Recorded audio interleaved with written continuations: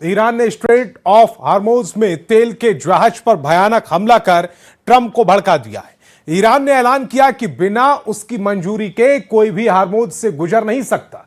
उधर ट्रंप पहले ही ऐलान कर चुके हैं कि हार्मोज में ईरान ने हमला किया तो समझौता टूट जाएगा।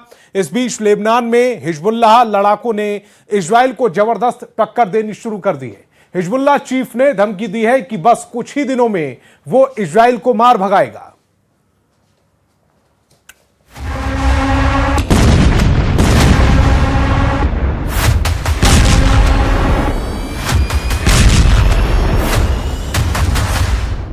फिर युद्ध भड़क गया है, फिर बम फटने लगे हैं, फिर तेल रूट जलने लगा है। इस बार हमले की पहल ईरान ने की है। इस बार सुप्रीम लीडर मुस्तफा ने ट्रंप को गुस्सा दिलाया है। हॉर्मुज में ईरान का भयानक हमला शुरू।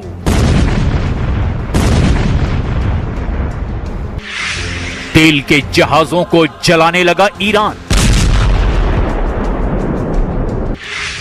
ऑयल रूट के चोक पॉइंट पर फंसे ट्रंप। 11,000 लाशें देखकर डर गया अमेरिका। हॉर्मुज में ईरान ने अपनी ताकत का एहसास करा दिया है। ओमान तट पर ईरान ने धमाका किया है।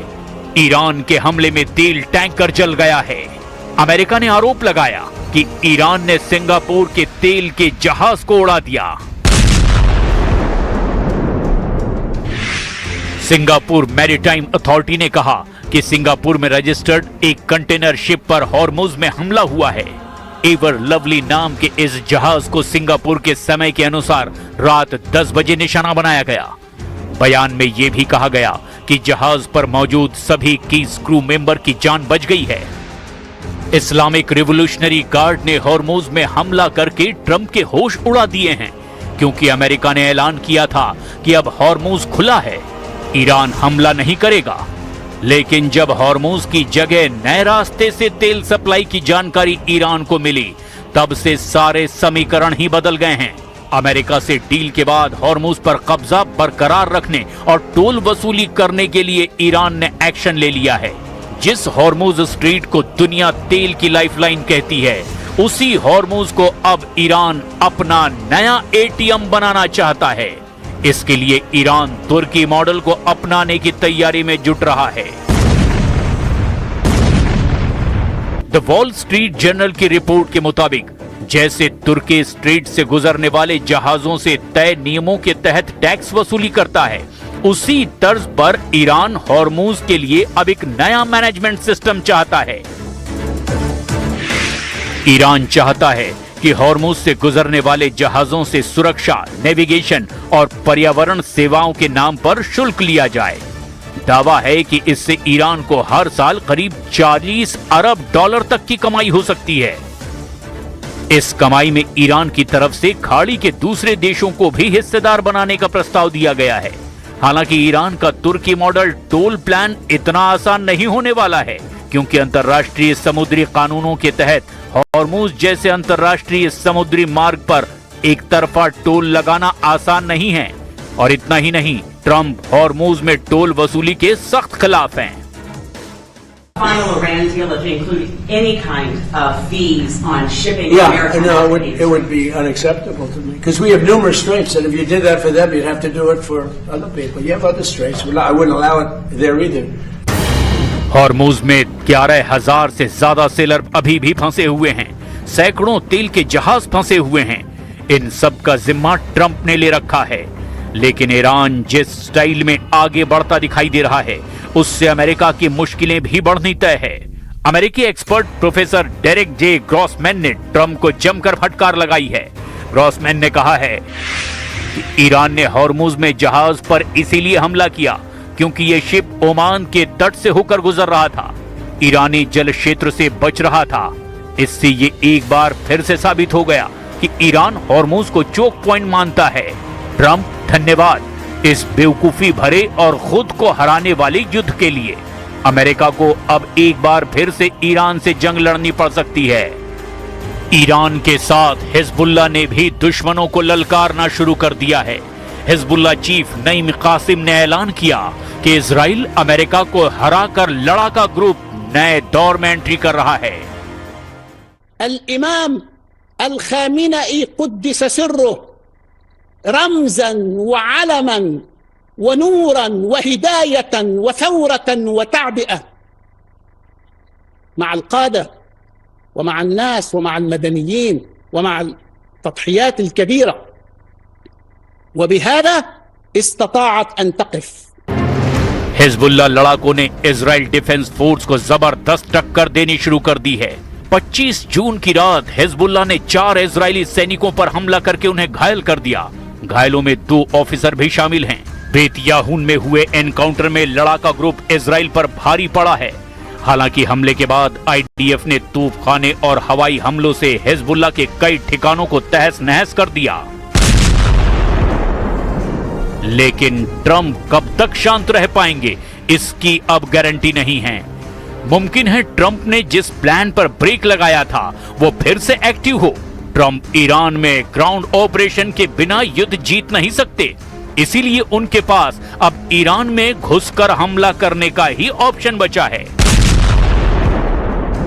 मुमकिन है ट्रंप सऊदी अरब और बाकी खाड़ी देशों के कंधे पर रखकर बंदूक चलाएं। वो ईरान के खिलाफ ग्राउंड ऑपरेशन में खाड़ी देशों का इस्तेमाल करने की बात कह चुके हैं। पहले से ही अमेरिकी सेना सऊदी अरब और बाकी खाड़ी देशों में मिलिट्री बेस का इस्तेमाल कर रही है, लेकिन ग्राउंड ऑपरेशन में जोखिम कम नहीं है। ईरान की फौज 6.5 लाख है। इसके अलावा पैरामिलिट्री फोर्स 2.5 लाख के बराबर है, जबकि ईरान में एक्टिव बसीज फोर्स 20 लाख तक हो सकती है। ईरान ने अब तक युद्ध में बता दिया कि वो नहीं बल्कि उसके दुश्मन इस जंग में झुकेंगे।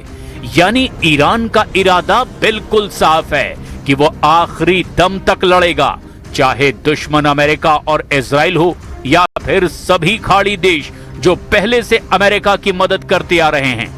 वैसे ईरान के खिलाफ खाड़ी देश शामिल हुए तो क्या होगा? ये एफपीवी ड्रोन अटैक देखिए, कैसे एक क्वाडकॉप्टर एक अमेरिकी अड्डे पर अमेरिकी फौजियों को तलाश रहा है। बाद में जब उसे कुछ नहीं मिलता तो वो अमेरिका के एक ब्लैक हॉक हेलीकॉप्टर से जाकर टकरा जाता है।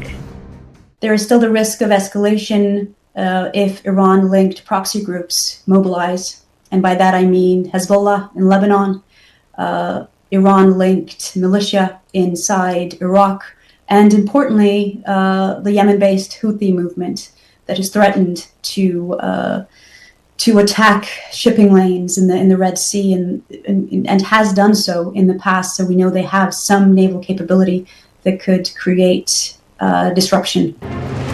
इस युद्ध में तुर्की पर भी सबकी नजर है और एर्दोआन ने अरब देशों से तो कहा है कि वो इस युद्ध में शामिल ना हों।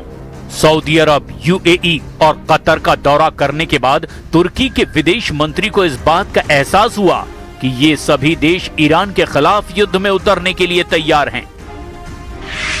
अमेरिका और इजराइल की शुरू की गई इस जंग में अब सऊदी अरब, यूएई और कतर ईरान के खिलाफ नजर आ रहे हैं, जबकि तुर्की का रुख बता रहा है कि एर्दोआन अब मुस्तफा खामनेई के समर्थन में आ गए हैं। ये ऐसे वक्त में हो रहा है जब ट्रंप ईरान से समझौता फाइनल करना चाहते हैं, लेकिन ईरान ने हॉर्मुज में धमाका करके ट्रंप को ईरान में ग्राउंड ऑपरेशन का मौका दे दिया है। अमेरिका ने मार्च के महीने में युद्ध के दौरान ईरान के कई आइलैंड को टारगेट पर लिया था। तब ट्रंप खार्ग और खुजेस्तान में हमला करने के ऑर्डर दे चुके थे। अब बस ट्रंप को इसका फैसला करना है कि हॉर्मुज धमाके का जवाब वो कैसे देंगे। उधर इस मुकाबले के लिए ईरान ने तैयारी पहले ही पूरी कर रखी है। ईरान के स्पीकर मोहम्मद बाकर कालिबाफ ने कहा कि ईरान अमेरिका की हर हरकत पर नजर रखे हुए है। अमेरिका की फौज की गतिविधियां देखी जा रही है। अमेरिका के सैनिक ट्रंप और नेतन्याहू की गलत फहमियों का शिकार बनेंगे। ईरान का इम्तिहान लेने की कोशिश ना करें ट्रंप। युद्ध की शुरुआत अमेरिका और इजराइल ने की, लेकिन इस जंग में ईरान लगातार बढ़त बनाए हुए है। ट्रंप की धमकी एक तरफ, ईरान का लड़ाका जज्बा दूसरी तरफ। ईरान बता रहा है कि जून 2025 का पलटवार तो ट्रेलर था, असली पिक्चर अब देखने की बारी आ चुकी है और ये पिक्चर ईरान ने अपने सरकारी टीवी चैनल पर कई बार दिखाई है। स्टूडियो में मिसाइल देखकर हर कोई हैरान है। दर्शकों के बीच मिसाइल दिखाने का क्या मकसद हो सकता है? ये मिसाइल तो लॉन्च पैड पर होनी चाहिए थी।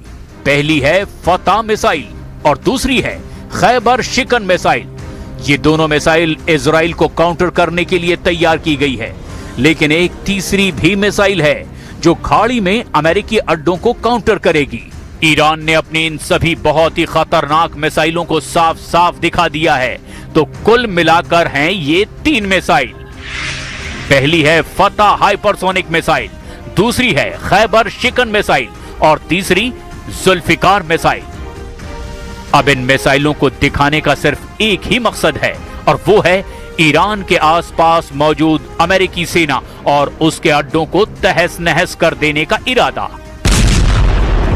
साथ में इजराइल पर ऐसा हमला जिसके बाद नेतन्याहू फिर कभी ईरान के खिलाफ लाल आंख दिखाने की हिम्मत ना करें। मुस्तबा और उनके कमांडरों ने सिर्फ इजराइल को डराने के लिए बहुत बड़ी तैयारी कर ली है और अपनी सबसे भयानक मिसाइलों का बंदोबस्त अमेरिकी फोर्स से जंग के लिए किया गया है।